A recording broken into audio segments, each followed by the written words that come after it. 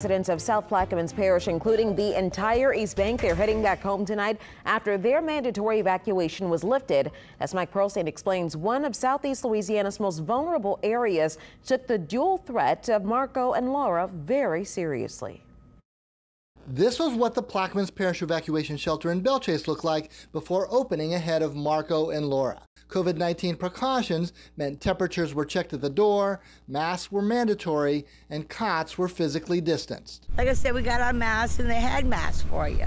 So there was no concern really, you know, because they kept our temperature and kept a very good eye. Professionals. Norma Ansardi evacuated from the lower West Bank with her 5 dogs and 1 cat. Not an easy trip, but after seeing the devastation from Hurricane Katrina 15 years ago and how Isaac submerged Braithwaite in 2012, she knew she couldn't take the risk. And when they was there in 15 minutes, I knew it was time for me to get my animals to safety and me.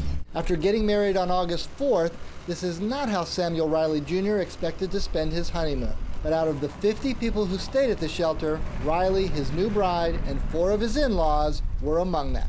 I'm glad to go home because that car ain't working, but sleep on my side, but everybody got on my side hurt. Parish President Kirk Lepine said he was relieved when he began closing the shelter Tuesday, but warned against complacency. Probably many storms to come. They anticipate an active hurricane season, and we want our residents to be prepared.